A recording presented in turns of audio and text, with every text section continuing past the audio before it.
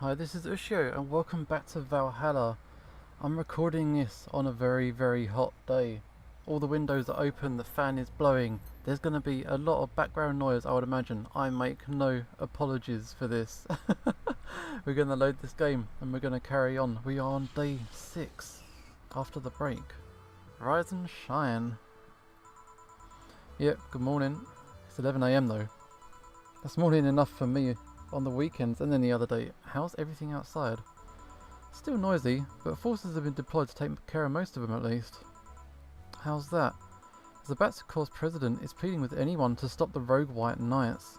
Neighbouring city forces were deployed quickly and have subdued most of the opposition. There have also been reports of the White Knights just freezing, like they were petrified somehow. You make it sound like some god suddenly decided to put everything in place. Well, I'm just glad no bullets are flying in and out of the whole building. Sure, there are still some bad apples out and it's not really safe yet, but it was worse last night. There also seems to be a civilian force lynching any White Knight they spot. What the hell? So not only are the White Knights a problem, regular folks are on the edge too. Okay, I wonder if Say's okay. Should we be worried about Jill? That kid knows how to take care of himself, fine. I'm sure that whatever it is that he's doing, he's safe. Dare I say even safer wherever he is than here. Yeah, I hope so. Even though we ripped the shit out of that guy, we still kinda care about him. Oh, check out the TV. No signal. TV is out. Are we gonna work today? Nah, things are too nasty right now. Let's take Sunday off. Nice. So, do you want me to help you get to your apartment? Actually, yeah, I'd appreciate that. Okay, let me lock things up and we'll go. We'll grab something for lunch on the way. Sounds good. And here we are. Home sweet home. Thanks a lot. Hey boss, do you want to hang out for a bit? What is going on? Look at this. Scrolling backwards and forwards and stuff. Anyway, let's grab a beer, chill out for a bit. Mostly to thank you for helping me. Well, I don't have much to do anyway, so yeah, sure, let's hang out. I did tell you that you should invite me to your apartment sometime, didn't I? Yeah, you totally did. What worries me a bit is that beer always leads to something else. More beer? I was going to say to one of us going through the Spanish announcer's table. But I think we're safe here. Okay, come on in then. Excuse me, do you want one? Cigarettes? Nope, I don't smoke. Don't mind me though, smoke if you wanna. Cheers, I will do. Say, how's the chilly weather treating you? It gets cold from time to time, but nothing the Katatsu and the heater can't fix. Alright boss, you're not very good with the cold, are you? You know it. You didn't bring your jacket here either. Yeah, I left it at home when going to the bar yesterday.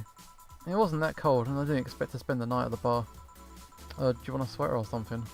Nope, don't mind me. I insist. I got this hoodie from some time ago and it's too big for me. Why'd you buy it then? It was cheap. Wait, where did you get this one? Dunno, some flea market ages ago. Why? Nothing, it's just like one I had many years ago. Okay, so what happened to it? Too much use, it just ripped. Okay. You can keep it if you want, I never use it anyway. Yeah, we'll see. Come to think of it, how old are you, boss? I'm eternally 17. Fair enough. 17 plus how much though? 17 plus, I'd have to cut your tongue if you knew. What the fuck? Okay, let it go. Let me go change into something more comfortable. Takes time. Is that the name of the cat? Okay. Say Jill, there's a blue-eyed mass of black fur glaring in my general direction. Oh yeah, that's 4. He's just wary of any new visitors. Cats are cats, I guess. He'll warm up quickly though, just give him time. He's unusual looking, blue eyes on a black cat. They usually have green. Yeah, it's weird, isn't it? At first I thought they were like that because he was small, but they never changed. You got any pets, boss? Back at home we had a bear. What? Good old Bosco. He kept intruders away better than any dog. Yeah, no doubt he did. Oh, this picture here isn't something you see every day. What? Me taking such a sappy pic? No, a framed picture on printed paper. It's just vintage. Who are these guys? That's the one on the right is Lenore, my ex-girlfriend. The one on the left is Gabrielle, her sister. Wow, is this pic recent? Actually that one's from 3 to 4 years ago. You look exactly the same though. I'm only 27, what did you expect? That's why they say kids are the ones that get old. I thought it was recent because you don't usually see people displaying pictures of their exes so openly. Let alone a printed and framed one. Did you two break up on good terms then? You even hesitated a bit when calling her your ex. Let's just say that everything ended with both of us saying mean things. And me storming out of her house, breaking a couple of things on the way out. We never broke up formally, and I guess I still have feelings for her. I just went away. Haven't said a word since. Nice, it's hard to picture you doing such a thing, and you look so happy in the pic. Why have a pic out like this then? I just couldn't get my mind off something that Alma said to me. About missing having the warmth of someone else pressed against your side. Using them as a pillow, mixing your perfume with theirs. That is word for word what she said, that's a good memory. Putting your head in their chest, listening to their breathing as they pet your head. Dozing off knowing they're there, watching you, protecting you. I don't know, I felt nostalgic, then miserable. I'll just put this away. Yeah, do that. I've been meaning to apologise, but I feel like it's too late now. Whenever I go out, there's this fear in the back of my head that I'll meet her in the street. I just don't know if I could face her again, let alone talk to her. I'd be a mess. It's never too late to apologise, Jill. Maybe. What's that on the table? Ooh. Looks like an envelope. What? It's nothing. Please give that to me. Okay, fine. I saw nothing. Don't worry about it. Anyway, let's grab some beers. What was the envelope? What was that? Guide me to the beer. Damn, you got a lot of beer. Oh look, we're out on the balcony, overlooking the city I suppose. Beers so far 0, cans left 12, remaining beer 100%. Okay. Well, the BTC gives me discounts and a point card I can use every time I buy their alcohol. With that, beer's actually the cheapest drink I can get. Is there any difference between the drinks at the bar and these ones? The drinks at the bar are more addictive, flavourful, and also stronger than the ones they sell in stores. And besides, the one in the bar is more of a double IPA. This one's more of a Pilsner. English. This one's lighter in colour and lighter in flavour. Dunno, it doesn't taste like a lighter to me. Anyway, shall we drink one? Click. How do we click? Oh, that's it. Click. How do we click? I want to drink. Oh shit. 40%? Anyway, we're getting trashed. Is this one made with that, what was the name of the base liquid you use at the bar again? Wow. Nutriogenic dichrometrical lidogenol. Almost. Lidogenol, or NDL. It was a supplement or something, right? It was an experimental fluid they created to replace water when the maiden kiss polluted water suppliers. The effects of pollution turned out to be temporary, so NDL never went into mass production. But the BTC still commissioned it for use in bars. And is this one made with it? Let's have a look. Yeah, it totally is. Near the end. NDL and cornstarch. Why is cornstarch in the beer? It serves as a stabiliser if I remember correctly. They need it for packaged drinks. Jill's really good at her alcohol. Like a chemist level. Okay, I just realised something. What's that? You're a nerd, Jill. Yeah. Guilty as charged. I still have that bottle of rum somewhere around. Do you want some of that? You gonna have some as well? No. Then leave it like that. I'm not letting you drink beer alone. That's just not how drinking with friends works. You consider me a friend then, boss? Why wouldn't I? I don't know. What with being my boss and all, I was never too sure. Well, in case you had any doubts, yes, I consider you one of my best friends. Besides, you and Jill are always so diligent and responsible that I'm boss in name only anyway. Good to know. On a side note, it surprises me you kept that poster of me in the room. And even more that you hung it in plain sight. When I gave it to you, it was more or less a joke, you know. Does it make you uncomfortable? If it doesn't make you uncomfortable, then why would it make me uncomfortable? It's my face. I'm still wondering why you did it though. Aside from filling an empty spot in the wall, I don't really know. I thought it was funny too. I guess it's like if someone gave you, dunno, a dildo-shaped trophy or something, and you had it there as a conversation starter. Although no one comes here anyway, so it's kind of pointless. Don't compare your boss to a dildo. Anyway, what? No steamy nights of passion? Not since a year ago, I think. And I'd rather not talk about what happened then. Did someone hurt you? Because if they did, I can go dish out the pain. No, nothing of the sort. A different kind of mess. Uncomfortable mess. A not being able to have sex for reasons mess. Glad to know you have my back though. That's what friends are for. Wait, you talk about the poster and compare it to having a dildo-shaped trophy? Yeah, she realised. Did you just call me a dildo face? That's what friends are for. Hey boss, be honest with me here. About what? Who is Jill exactly? What do you mean? You know what I mean. Who the fuck is he? Oh yeah, that. Well, I've got a couple of ideas. I know for certain that Jill was in Hong Kong riots, and he took part in the anti-riot force before defecting. That should give me a clue as to who he is, but what? So far, I've only found out about one such defector, and he didn't leave Hong Kong for at least 4 years. I also know for certain that Jill was in England and France during that time frame. And it's always like that when I think I have a clue as to who he is. Something else comes out that contradicts the evidence. That guy's troublesome. Yeah, a bit. I wonder if Jill's alright though. You worried? You make it sound like I'm some emotionless robot.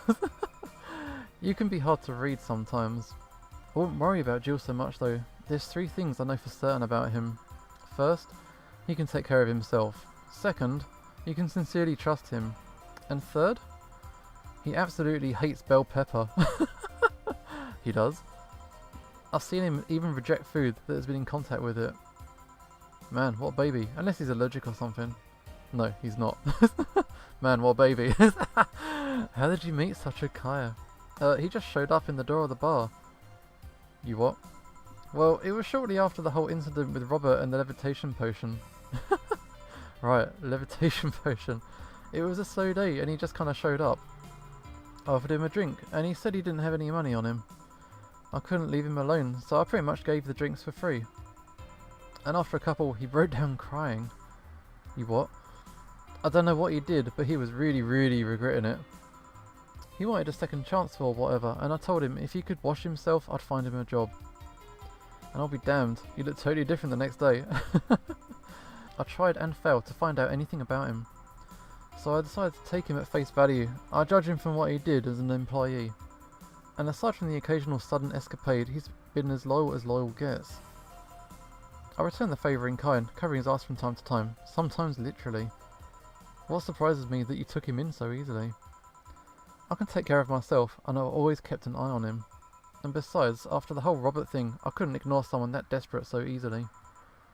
Okay, fine. You've made the bar more lively yourself, you know. How so? Well, with the regulars you've earned, of course. Like that blonde titty hacker. I can't remember her name. You mean Alma? I was gonna say Armitage. Well, Armitage the Third. That is a very good cyberpunk anime. Anyway, moving on. She's a nice girl, you know.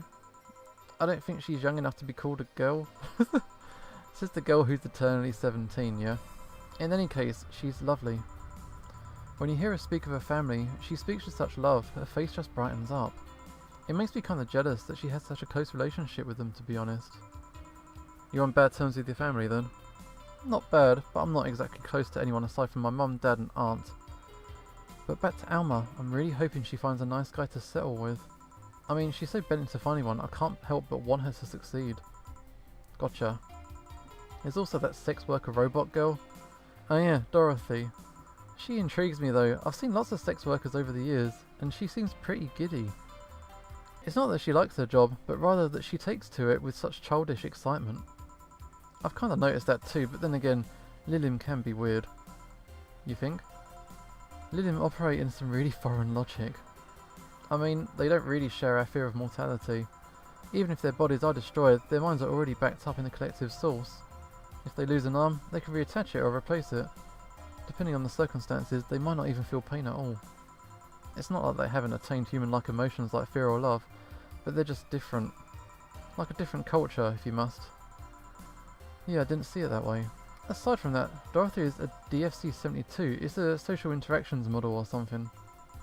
Lilim get positive reinforcement straight from their bodies if they're fulfilling their main purpose, so I'm guessing she gets a built-in push whenever she's in a meaningful or challenging social interaction. Cool. The name Lilim's a bit weird though. Is it? You'd expect them to be called bots or dolls, but Lilium doesn't convey the image of automatons. Just a tip, bots and dolls are considered slurs. Yeah, don't use that discriminatory language. Bot is akin to calling them retarded, and doll is like calling them fake. Yeah, thanks for the tip. That aside, do you know why they're called Lilium? As far as I know, because they all come from a bigger AI called Lilith. We're getting into like Evangelion territory now. And Lilium are Lilith's offspring in Jewish folklore. Ah, cool. Hey, speaking of names, why don't you like being called by your full name? Let's have another beer. Drink. Got no idea what you're talking about. Don't act stupid. Back when you first transferred, I called you Julianne, and you almost tore me a new one with your glare. You see, that one. It's no big secret, but it's one of those things that feels silly when you say it out loud. Try me. Okay, did you ever watch Model Warrior Julianne? Not all of it, but my little sister's a big fan of the reruns. Back when I was in elementary school, I was a huge fan of that show. I had everything from the dolls to the costumes to the lunch boxes. It didn't help that it was one of those shows that got strapped literally everywhere. I saw a couple episodes once, they were really good. It was beyond nice. The show's about a model who can transform into an armor-clad magic knight. She fights demons born of greed and vanity. How the show presented Jules hating her job because it invited enemies, and yet still found solace in trying to be a role model. Hell, the main character wasn't a kid, Julianne was an adult that became younger when transformed. I'd say it was a pretty ambitious kid show, even by today's standards. Just the fact that her enemies were literally issues dealing with beauty standards of body image. Challenging as fuck. Whoa, you got excited there. And that's the problem. Back then I was obsessed with Jules. I sang the songs, dressed like her. I could even recite full chapters. Something tells me you still can though. That's beside the point. It was nice while I was in elementary school, but then I went to middle school. And what a surprise! Tweens are jackasses. They went out of their way to tease me about the things I did back then. I don't hold it against Jules, I always hold my grudge against those fuck jobs. Sounds rough. You know how most girls worry about their thighs at that age? I worried about jerkasses singing the theme tune of the show mocking me. Anyway, every time someone calls me Julianne or Jules, I instinctively react negatively. Pavlov would be proud of me. I never talk about it because I find the whole thing too silly in retrospect. And yet it affects you even today. There's nothing wrong with it though. It's actually kind of reasonable. I hope so. Come to think of it, what kind of kid were you, boss? When I was a toddler, I was the kind to always fight with kids bigger than me. Then puberty happened, and I became a Merriam-Webster definition of shadow jerkwad. Around the time I turned 16, I realised what an idiot I was, and went on to become who I am today. And the less I talk about those years from 12 to 15, the better. Fair enough. So Jill, what kind of guy was your grandpa? He was rough around the edges, the kind of guy that means well, even if he says otherwise. He seemed to have a soft spot for me though. One moment he was congratulating my dad by berating him a little, and the next he was playing with me. My dad worked a lot and my mum was always travelling, so I spent most of my childhood with him. Can I ask how he died? Out of old age. My dad says his last words was something like, "Fucking scientists, created talking mannequins, but they still can't let you upload your brain." Why are you asking? I'm just curious about you, really curious. I just realised that even though we see each other almost every day, I know very little about you. Oh. From what you tell me though, seems your grandpa's personality rubbed off on you a bit. Yeah, I've heard that one since I was a kid actually. You know boss, I'm a bit curious about your circle of friends. What kind of people do you have in it? Keep in mind, you're included in this circle too, so any insults you hurl would apply right back at you. Anyways, I've got this friend I've known for a long time, a red-headed, glasses-wearing gun nut called Iris. The one you called in for the helmet thing? That's the one. She's managing a BTC bar in Panama right now, if I remember correctly. She's managing a bar as well, yeah? I got the idea from her as it goes. It's called the N1RV ANNA, and if you thought this city was dangerous, you should see the people she has to deal with there. Piracy ain't nothing to fuck with. ANN means it's an annex to other business. What else does she do there? I think the bar was originally her hotel's bar. She moved the bar to its own building elsewhere and opened NYRV ANNB in the hotel instead. Weird decision. I believe she said she wanted a place away from the noisy rich tourists that go to the hotel. So that bar is her woman cave. Woman cave, yeah. That aside, let's see, friends, yeah. I guess there's also my little sister, but that's a given. Oh, there's also my old partner from when I was with the Neo San Francisco police force. Good old Lexi. I should give her a call sometime. Wait, you're in the what now? I've done lots of things, Jill. I spent a short time collaborating with the police force. I've been a wrestler, a mixed martial arts fighter, chimney sweeper, lumberjack, pet shop attendant, corporate mascot. Corporate what? I still see my face on some websites from time to time. Anyways, aside from you, Jill, my sis Iris and Lexi, I guess there's a lot of people that don't want to see me in harm's way. Mostly because they're the ones that want to hurt me. Okay, what about you? I guess I have acquaintances here and there. Back at home in college, I went out a lot. But it felt more like going out was the pleasure, rather than the people involved. Aside from you and Jill, my closest friend since moving here is Alma. Oh, and Dorothy. I mean, sure, there's always 4, but that cat's a hermit that refuses to go out. And you know, he's a cat. Yo, cat's fine too, you know. Hey boss, what are you going to do when the bar closes? I don't know. Maybe I'll take a friend's offer and working with her. I was also thinking about going back home and helping with things there. Or maybe going travelling for a while. I see. Oh, don't worry, bureaucracy is slow as fuck, so they won't close the bar for quite a while. Better enjoy being there while you can. Yeah, maybe. Will you be visiting me in whatever bar I end up working in? I've got a bone to pick with the guy that supervises the bar I'm planning to get you transferred to. I'll go there, even though I have virtually no reason to. With you there, I'd have something pleasant to look forward to. Yeah, you're sending me to someone you have problems with? If I have to trust another bar owner, it's certainly him. He's actually a pleasant boss from what I've seen. The fact that he and I have a tendency to go at each other's throats is an unrelated matter. I'll trust you on that one then.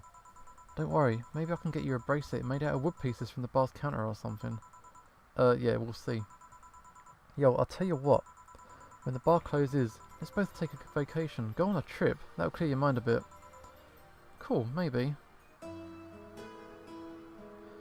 That was a nice little one-to-one we just had. That was really nice. Now we're looking over the city. Is it sunrise? I can't tell. It's such a gloomy place. Super cyber.